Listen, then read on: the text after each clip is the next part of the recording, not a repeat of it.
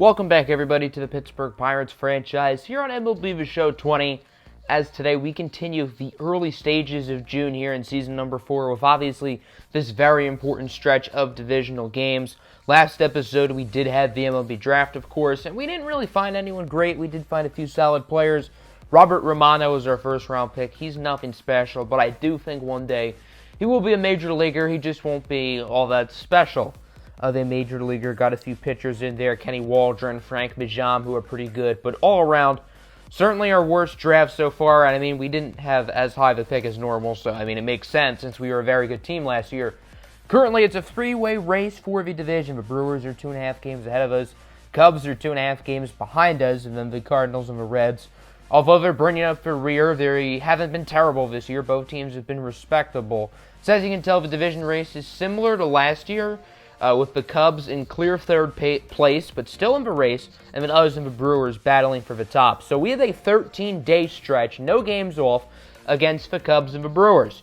3 games set at home against the Cubs, 4 games at Wrigley, and we went through all of those games last episode. We took 1 of 3 against Chicago, and then 3 of 4 against Milwaukee. Now we have a 2-game set at Wrigley, and then a 4-game set at home against Milwaukee. So, Out of these 13 days, 8 of them are against Milwaukee, 5 of them are against Chicago. So obviously, as you can tell, it's a very important stretch to really continue to play well. Currently, if the season ended today, we would be the top wild card. There's a lot of competition in the NL Central and the NL West. The Rockies are winning that division. They have been maybe the best team in baseball this year. They have been incredible. But the Padres and the Giants, even the Dodgers, everyone in that division, the Diamondbacks as well, who made the World Series last year, everybody in that division is good. Dodgers are actually in last place, and I mean, you can never count out the LA Dodgers. Looking at the numbers, Reynolds has been solid. O'Neal Cruz has had a great year. He's arguably been the team's MVP up to this point. Obviously, he had a great second season last year, and he's played even better this year. It's been awesome to see. The power for Josh Bell has been a little bit less than normal, but he is hitting .324, so I'm not really going to complain. Benny Lane has certainly tailed off a little bit since winning Player of the Month in April, but, I mean, he is still putting up good numbers. Dylan Carlson still only with 7 home runs. The contact isn't where it was last year. Just all around, I mean, 2.69, nice, but just not really where we want it to be. He was a .300 hitter last year with, like, 36 home runs or something, so I'd like to see him play a little bit better. Obviously, our 2 rookies, Wander Franco and Pablo Cairo, who were called up towards the beginning of May. Both of them have been very good this year, especially Cairo, who's hitting above .310. Franco, as well, has really been solid, so I'm happy to see both of them have had a pretty seamless adjustment. Francisco Mejia was playing very badly at the beginning of the season. He's played a lot better the past couple of weeks. Still, I'd like that average to be a little bit higher than 240. I think for him, an ideal range would be like 270 to 280. And then the rest of the bench here, not great. Now, Travis Swaggerty, he was really playing poorly in April. Missed all of May with an injury. And here in June, he's actually played quite well. 2.69 batting average. Nice again. Now on to the pitching. Jameson Taillon, the ERA at 3.6. Wow, a lot of 69s today. You love to see it. Not a great ERA, but the whip is below 1. That's fun. Julio Urias has been pretty good the past month and a half. Mitch Keller has obviously been a massive disappointment. Last year, he played like an all-star. Sub-3 ERA, had a whip in the 1.2s, I think. So I don't know what's happened, but he's fallen off the face of the earth this year. Brandon Waddle has played quite well these past couple of starts. And then Jordan Yamamoto really played well in April, really has not played well since then. In the bullpen, Adonis Medina, the long reliever, he's actually had a very good season. Now, Santiago Osuna in AAA probably will get called up pretty soon. He has been playing well. Once he does, Medina's probably the one who's going to get sent down, and it's not because he's playing bad, but I can't really send anyone else down now. Waddle would likely take the long reliever role, although he's arguably been our most consistent starter this year, which doesn't say a lot because the rotation has not been up to standards. And then the bullpen, for the most part, has been good. Wander Suarez having a nice year. The whip is a bit high for Michael Givens. Same for Emmanuel Clase, but both of them have been very solid. Raisel Iglesias as well. Whip is a bit high, but he's not allowing too many runs. Will Smith has not been great. Neither has Pedro Baez, the 2 setup men.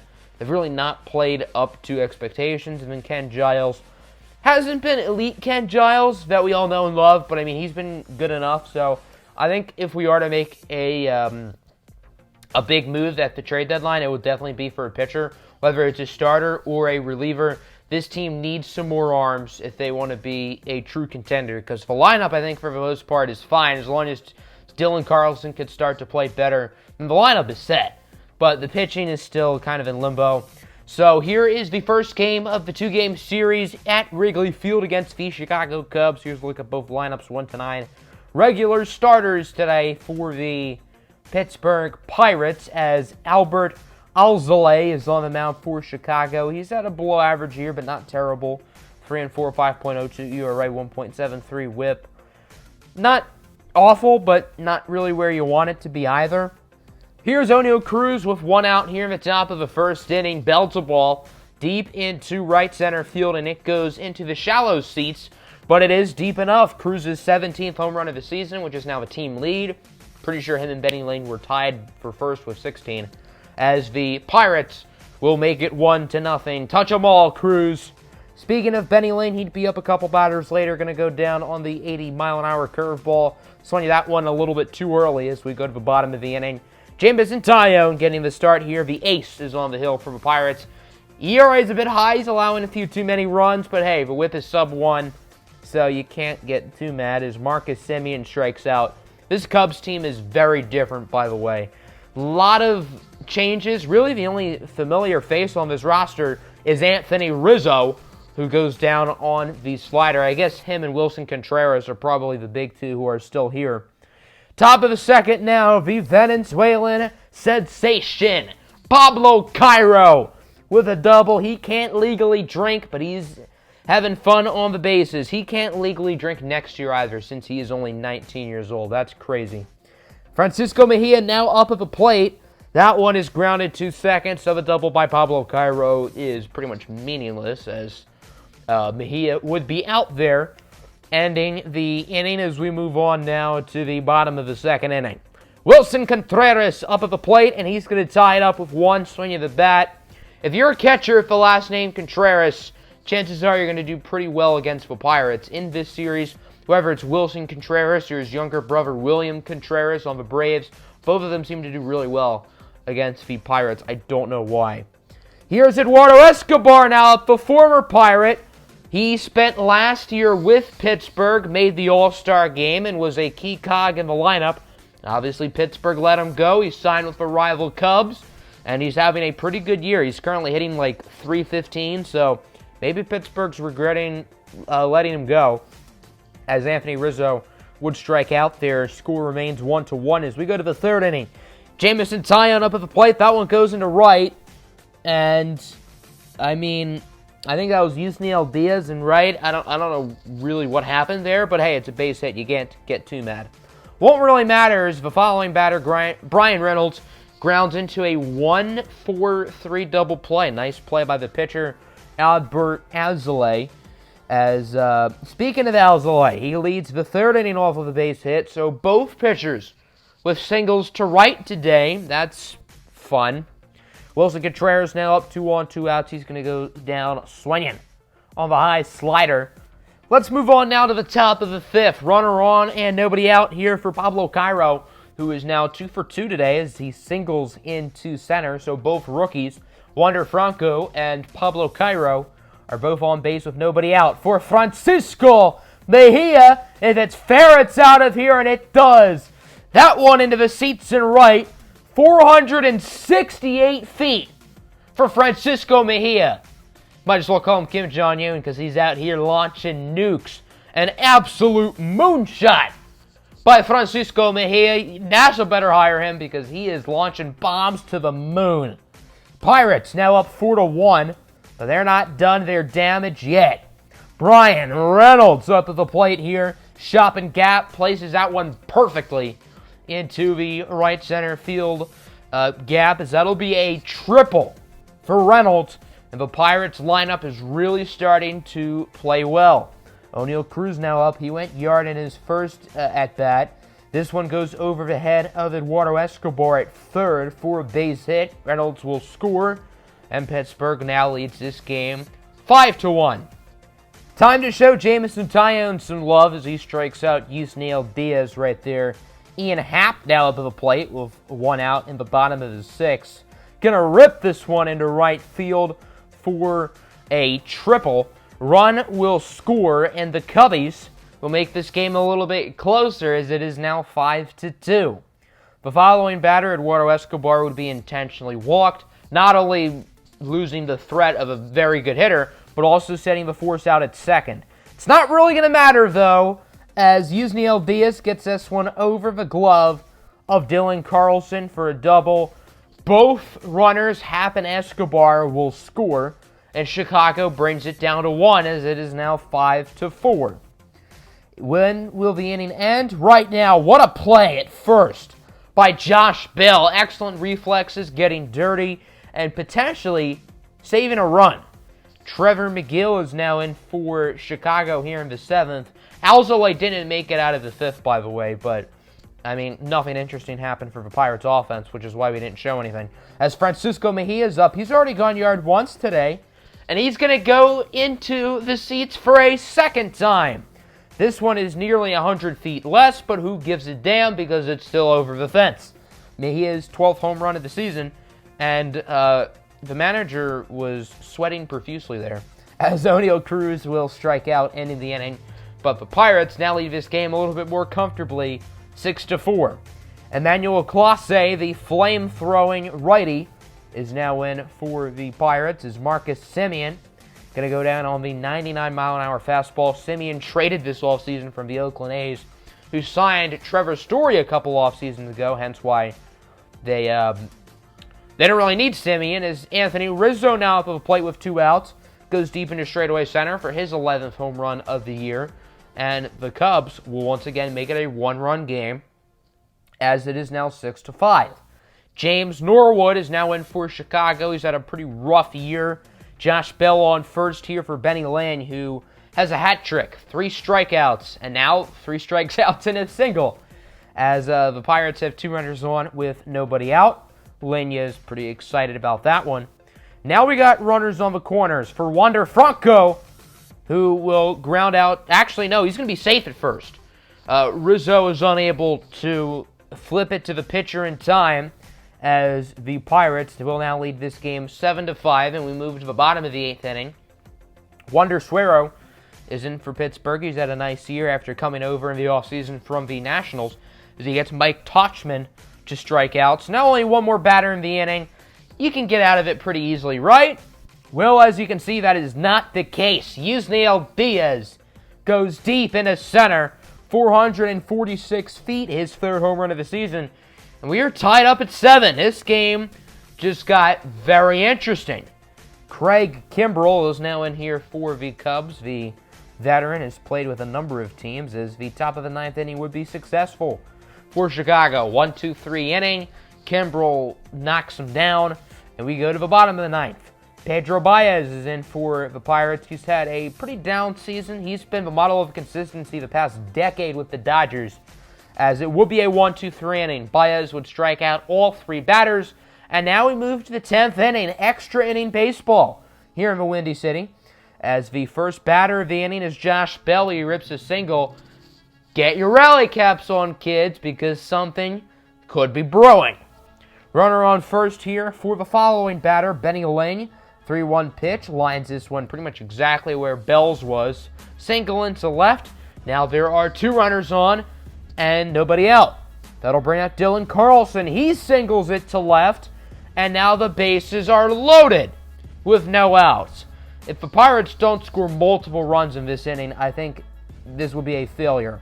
Wander Franco now up, the rookie native of the Dominican Republic.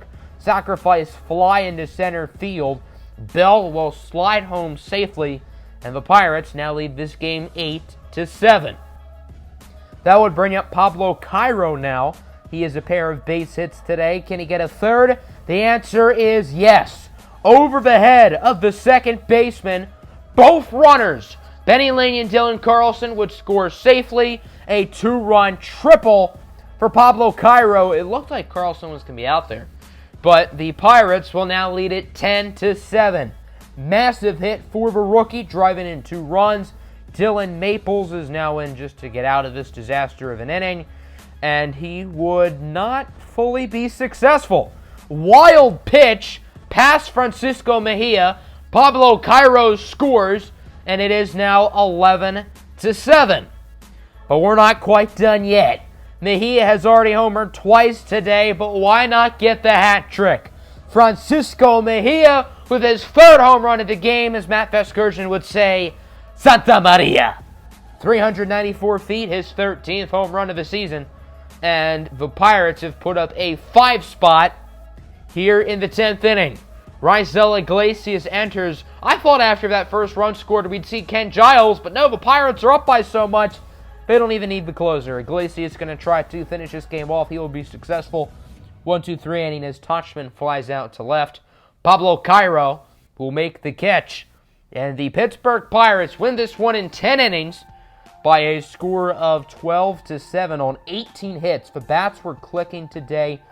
Everybody except for Dylan Carlson, who is like in the main lineup, had a multi-hit game, and Carlson did have a base hit today. It's not like he did nothing. Wander Franco, Pablo Cairo, and O'Neal Cruz each drove in 2 runs. Mejia with 5 RBIs. Cruz went deep, and obviously Francisco Mejia went deep 3 times. Pablo Cairo with 2 doubles, even though he literally had a triple. I guess you're not counting it. I guess you're counting it as a double, which I think is kind of stupid, but whatever. The pitching was not great for Pittsburgh, especially the bullpen, but it doesn't really matter. Home runs for Anthony Rizzo, Wilson Contreras, and Yusniel Diaz here for Chicago. Craig Kimbrell is the one who gets the loss. He allowed 4 runs. As we would simulate the rest of that series, we would win both games, and then we will win Game 1 of this Milwaukee series. So right now, things are looking up. In this 5-game span in the past week, the least amount of runs we've scored is 6. That's a lot of scoring, including, obviously, the 12-run game, which we just saw. So let's go to Game 2 of this 4-game set against Milwaukee. The Pirates are currently a game and a half behind the Brewers for first place in the division, and winning this series would obviously be big in the hunt for taking first place in the NL Central. Once again, regular starters for the Pirates, as well for the Milwaukee Brewers, led by Christian Yelich, who has been the undisputed best hitter in baseball this season, currently hitting for the Triple Crown right now. So he has been dominant. The rest of the lineup has been solid as well, holding their own. Brandon Waddle, the lefty, will get the start for the Pirates. In his previous matchup, which was against the Brewers, 8 shutout innings, 13 strikeouts. Let's see if this game can replicate that. As Ben Gamble strikes out, Miguel Sano as well goes down. So, looks like this first inning is going to be a success, and that would be a lie. Carlos Santana, the veteran, with an RBI double, as Milwaukee will take a 1-0 lead very quickly here in this ball game. That'll bring up the next batter, Omar Narvaez, the Pirate Killer. Narvaez always does so well against this team for whatever reason, as he rips a single into left, and the Milwaukee Brewers have a quick 2-0 lead. Adrian Hauser gets to start for Milwaukee. He's had a good year. 3.06 ERA, 1.21 whip. If only guys like Mitch Keller were putting up a fraction of those numbers. As his first inning would be successful, 2 on, 2 out for Dylan Carlson. He grounds out to short, as Jorge Polanco will flip it over to second, ending the inning, and we go to the second. Keston Hiura, up of a plate, he's going to go down to the low curveball, going fishing. Didn't catch anything with that bait. Waddle already with 3 strikeouts as we go to the bottom of the second. Pablo Cairo up. He's been a contact machine lately, and he's going to rip this one into right field for a double. Wander Franco will advance to third safely, and with nobody out, the Pirates have 2 runners in scoring position. They got to drive both of these guys in, or at least one, as Francisco Mejia weakly grounds this one out to the pitcher. Wander Franco, however, scores. Cairo advances to third, and it is now 2-1. Pablo Cairo, unfortunately, would not score as we go to the top of the third. Christian, the ladies are yelling for Yelich. Gonna lead things off with a double. Brewers are in the same situation as Pittsburgh just was. 2 runners in scoring position, no outs. This time, Milwaukee would do a little bit better of driving those runs in, as the following batter, Miguel Sano, rips a single. Both batters will score, as the Milwaukee Brewers now lead this game by the score of 4-1. That'll bring up Jorge Polanco now in the top of the fourth inning. 4-1 remains your score, but Polanco would change that. The former Minnesota Twin going deep into right, his 10th home run of the season. A 2-run shot for Polanco, and it is now 6-1. Luckily, the inning would eventually come to an end as Christian Yelich is just a window shopper because he's just looking. Bottom of the fourth now, Francisco Mejia goes down on a curveball. Adrian Hauser pitching quite well so far today. Fifth inning now, Miguel Sano leading things off. He's going to go down with a two-seam fastball. Nice pitch from Brandon Waddle, who has not had a great game today. A couple batters later, Omar Narvaez is up with a runner on as the Pirates will turn the 3-6-1 double play. Varian Field has more chemistry than a science project, ending the inning and ending Brandon Waddle's day. As we go to the bottom of the fifth, O'Neal Cruz, more blind than Helen Keller. I don't know what in God's name he was swinging at. Milwaukee will turn the double play, saying, what you can do, I can do better. On the top of the sixth, full-on reliever Adonis Medina is in for the Pirates. Oh, I always have fun saying his name. Adonis Medina. I don't know why. It's a sick name. As with one out, Keston Hiura going to rip a double into right center field. So Milwaukee is a runner on as they try to extend their lead. Add a few insurance runs here. Jorge Polanco now up with runners on the corners, and he will go down looking on the high fastball. That brings up Ben Gamel, who rips this one into left, and it would be caught by Pablo Cairo, ending the inning. But still, Pirates have a lot of damage control to do, down 5. Yimi Garcia is now in for Milwaukee, ending Adrian Hauser's day after 5 successful innings. As Wander Franco up, he's going to rip a single into center. Garcia just hoping he doesn't get hit by the pitch. And that'll put 2 runners on and 2 outs for Pablo Cairo, who will rip a single into center field. The runner will score safely. Franco advances to third, and this game is a little bit closer, as it is now 6-2. Top of the seventh now for Christian Yelich. Deep into right field, and it goes into the seats. Yelich with his Major League leading 21st home run of the season, and Milwaukee will extend their lead as it's now 7-2. Omar Narvaez now up. He will strike out. Good to see the Pirates getting him out because that is never easy. Ending the day for Adonis Medina. Dylan File is now in for Milwaukee here as we go to the bottom of the seventh. Brian Reynolds goes down to the outside curveball, swinging at that one a bit early. Michael Givens is now in for Pittsburgh. He's been striking out batters at an insane rate. He is pretty much every other batter he gets out is via the strikeout. Very impressive. Speaking of impressive, Givens makes a nice play with the glove. Successful inning for Givens as we go to the bottom of the eighth. The former Pirate, Michael Feliz, is in for the Brewers, who of course is choosing to have a career year now with Milwaukee. Feliz's numbers in AAA last year were worse than that. I don't think he played at all in the majors a season ago after having a big role in seasons 1 and 2. He made the All-Star team in season 2, then fell apart down the stretch. His ERA was in like the 5s. As there's a nice double for Dylan Carlson, putting a runner on here for Wander Franco, who will fly out to second base, ending the 8th inning, and we go to the 9th. Christian Yelich goes down looking. Nice pitch from Givens, his first strikeout of the game. Now a pair of runners on the corners for Carlos Santana. This one is going to be flown out to right. Carlson makes the play. Runner, however, will advance safely to home. That is Ben Gamel, as the Brewers now lead this game 8-2. And barring some bottom of the ninth collapse, they should be fine. Hey, maybe this will help. Francisco Mejia goes deep into right field, his 4th home run of the episode, and his 14th home run of the campaign. Brewers going to make a quick pitching change. Blake Trinan and his .74 ERA are now into the game as he tries to finish this one off. 3-1 count here for Brian Reynolds. This one is weakly going to be popped up. Omar Narvaez under it, and Milwaukee with a big win on the road. 8-3 over the Pittsburgh Pirates. This was a dominant win for Milwaukee. They hit the ball well. They pitched pretty well for the most part. Good win for Milwaukee as they take a little bit more control in the National League Central. Looking at the box score, 8 runs, 15 hits. In neither games today, the Pirates really didn't pitch all that well. Polanco and Yelich each went deep. Polanco, Yelich, Narvaez, Sano, and Santana all drove in runs. Adrian Hauser got the win. He pitched very well. Garcia, File, Feliz, and Trinan did a good job of finishing it off.